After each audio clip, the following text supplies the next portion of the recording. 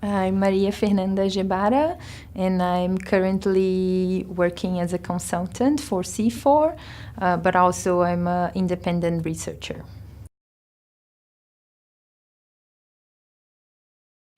It matters to me because REDD is under the climate change agenda, and I started my career within this agenda at the international level, and then in my country, the main reason of climate change is deforestation. So for me, as a national from Brazil, it was really important to study how REDD would be implemented and the challenges of REDD and the complexities of implementing REDD on the ground, especially in the Amazon forest.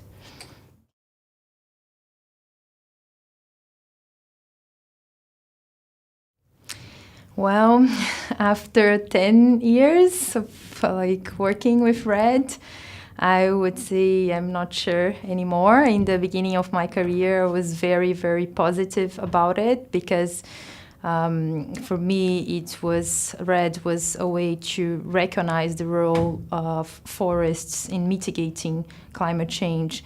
And this is very important for the whole world, not just for Brazil. But at the same time, now, after 10 years of REDD implementation on the ground, because REDD was pretty much born in 2007, we are 10 years after REDD started. And I think what's happening in practice is that instead of creating new forms of incentives and disincentives and other types of interventions to avoid deforestation, we are still using the same interventions from the past that were not being able to deal with deforestation in Brazil, such as increasing monitoring and command and control and the creation of different protected areas that now are being threatened by the current government in Brazil and so on. So I think up to now, REDD has failed to be this innovative instrument and mechanism that would change the status quo of the causes and the reasons of deforestation. And also, just to conclude, I also believe that we all are the ones to blame for deforestation. Deforestation don't happen because of smallholders or just because large landholders want to deforest to grow soy or to raise cattle. It happens because we are here demanding beef and other forest resources. So I think until we start to see and expand REDD to these other types of agents and subjects, like the consumers, for example, we will fail to really implement REDD in the way it should be implemented.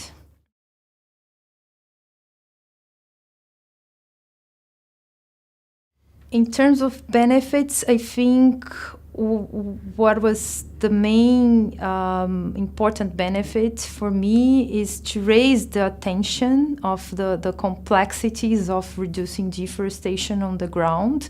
So all these years that REDD has been implemented on the ground, I think we gained as researchers and practitioners and proponents of REDD, and even the local communities and the actors that are trying to implement REDD on the ground, we gained a lot of knowledge about what's driving deforestation and who are the ones that are the main drivers of deforestation and why. And I think this knowledge is certainly the main benefit, because until REDD, financial resources for avoiding deforestation and reducing deforestation were very limited. So because REDD is under the climate agenda and it's something that affects all countries, what happened is that everybody got involved so there was a lot of money going on for REDD.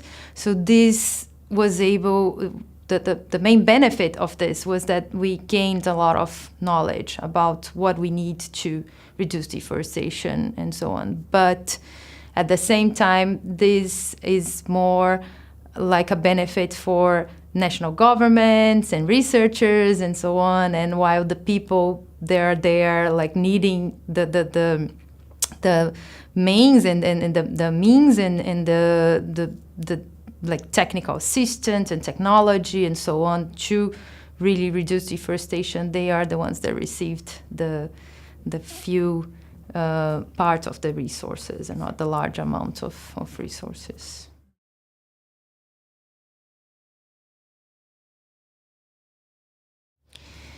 Well, I think I'm not sure anymore. Actually, I need to be honest. I think if it wakes up to all the knowledge that we gathered from all this time of REDD implementation, if all the proponents and all the actors involved in implementing REDD realize this knowledge and internalize and learn from it, because actually there was this period of learning by doing with REDD. We were actually trying to learn from all this experience. So if we actually are able to learn, maybe REDD has a future, and this future would need to concentrate on this main needs of like forest agents that are on the ground and need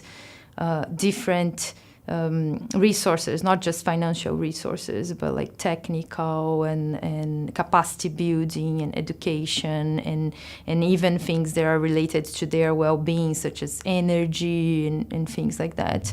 And also, if we also include other types of subjects in under the REDD debate, such as consumers and other types of measures. For example, demand-side measures are really useful in terms of reducing deforestation, because then you really create this chain of actors, of different actors working together for the same goal, instead of just going there to the ones that are on the ground and saying you are the ones that need to deal with it. And then when you create this different chain of actors, and they all have a responsibility in reducing deforestation from the demand side to the production side, then you are able to really change the status quo.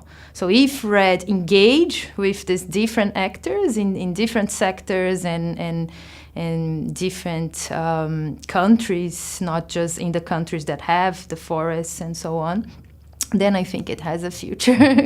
But as it's been implemented until now, I would say no.